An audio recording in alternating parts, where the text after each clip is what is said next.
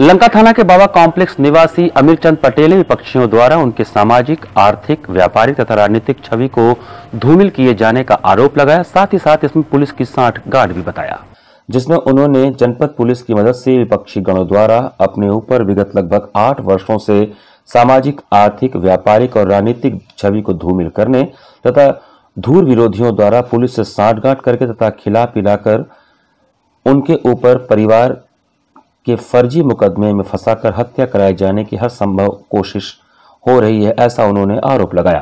उन्होंने कहा कि जमीन के क्रय विक्रय कारोबार के साथ साथ मैं जनप्रतिनिधि करने वाला सक्षम राजनीतिक तथा प्रतिष्ठित व्यक्ति हूं तथा मेरे धूर विरोधी भूमाफिया विपक्षीगण, जिनका की एक नाजायज रसूखदार धन बलयुक्त गिरोह है और वो किसी प्रकार शासन सरकार में अपनी पैठ बनाकर लगभग विगत 8 वर्षों से पुलिस प्रशासन द्वारा सुनियोजित तथा बाकायदा संजिश करके समय समय पर धन उगाही तथा ब्लैकमेलिंग करता है।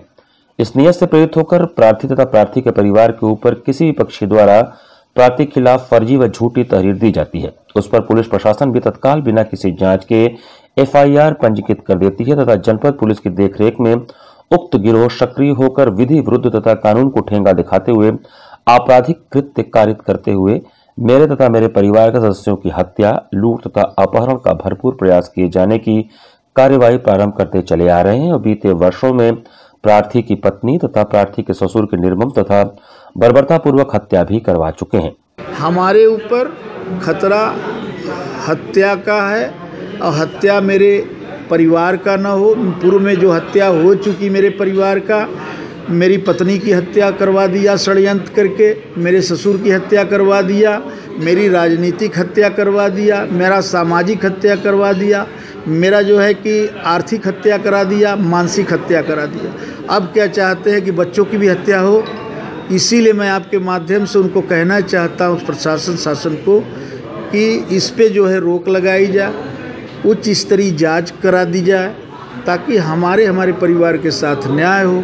अगर हम जो है दोषी हों तो मुझे दंडित किया जाए, मुझे क्यों इसे घूमने दिया जा रहा है। जो पूर्व में मेरे साथ घटनाएं हुई हैं वो दोहराई न जाए। प्रशासन के द्वारा जो अनर्गल अनाप शनाप मुकदमे फर्जी मनगढ़ंत ढंग से लगाई जाती है वो न किया जाए। न्यायोचित हो मुकदमे तो मुकदमे करे। और जो मुकदमे पूर्व में मेरे साथ लगाई गई है वो षड्यंत्र और साजिश के तहत लगाई गई थी। उसी क्रम में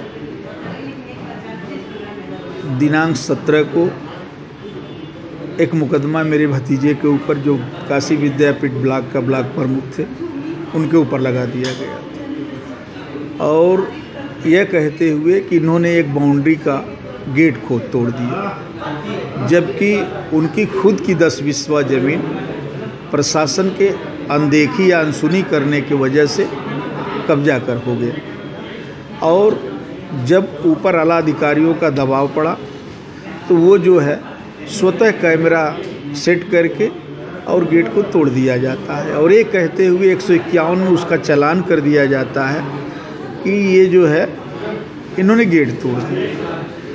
तो मेरे कहने का मतलब है कि ये अपनी ज़मीन ना मांगे, अपनी ज़मीन कहे ना कि मेरी है। अपनी ज़मीन का कहना गुनाह हो गया, 151 का आपने चालान कर दिया। अगर दोनों मारपीट होता या कोई बात होता तो अब दोनों को चालान करते। आप इतने आराम से प्रमुख प्रतिनिधि रहा है और एक सम्मानित पद पे है, उसकी गरिमा का ख्याल करके उससे बुला लिए और वो गरिमा का ख्याल करके आप कह चले।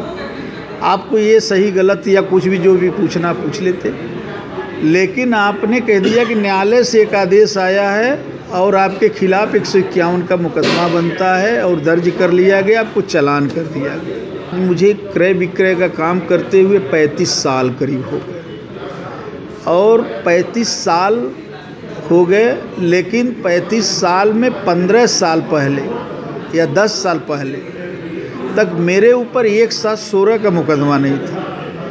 मैं 2004 में लोकसभा लड़ा तो उस वक़्त एक साथ 16 का मुकदमा नहीं था और मात्र मैं 4 साल में इतना बड़ा हिस्ट्री शीटर हो गया। 40 साल बाद इतना बड़ा हिस्ट्री शीटर हो गया कि प्रशासन के निगाह की किरकिरी बन गया, मैं अपराधी हो गया, हिस्ट्री शीटर हो गया, और सिर्फ इन्हीं के निगाह में। आखिर ऐसा क्यों? न्यायालय की निगाह में नहीं है, न्यायालय मुझे बरी कर देता है, समाज मुझे जो है कि कुछ नहीं बोलता। चंद रुपयों के चक्कर में, चंद रसूख रखने वालों के वजह से ये लोग ऐसा करके एक मुकदमा दर्ज कर लेते बड़े इजी वे में। मुकदमे इतने हो गए दर्ज करते करते कि इनको ये नहीं पता कि ये कहाँ जा रहा। आप मुकदमा दर्ज करते हो, पैसा नहीं मिला, कहीं से पैसा मिल गया, हमसे पैसा नहीं मिला, हम आपके क्षेत्र में कारोबार कर रहे हैं, आपको कोई रकम नहीं मिलती हमसे, हम रकम क्यों दें? हम कोई गलत काम कर रहे हैं, हम कब्जा कर रहे हैं, हम गुंडई से ज़मीन ले रहे हैं, 420 से ज़मीन बेच रहे हैं कि हम तुम्हें मोटी रकम दें। तो जब मैं मोटी रकम नहीं दूंगा और जो वो काम कर रहा है, गलत तरीके से ज़िंदगी जी रहा है, तो वो आपका अपना पैसा वो आपका शेयर करेगा, और शेयर करने में आपको ओब्लाइज कर ले रहा है, और आप आराम से एप्लीकेशन अधीनस्थों के द्वारा ले लेते हैं और ये कह देते हैं कि इन्हीं का देन है। अपने माननीय मुख्यमंत्री जी से अपील करेंगे कि आप एकदम न्यायप्रिय व्यक्ति हैं, सबके साथ न्याय करते हैं, और मेरी बातों को नज़रअंदाज न करें, संज्ञान में लेके मेरे साथ, मेरे परिवार के साथ न्याय करें। मौका पड़ा तो मिलेंगे क्या उनसे? मौका पड़ा मिलेंगे, पैर पकड़ेंगे, उनसे आग्रह विनती करेंगे, कहेंगे मैं अपने बच्चों को भी लेके जाके मिलूँगा, हमें मिलने में कोई दिक्कत नहीं, वो साधु आदमी है, उससे कोई मतलब वो नहीं है।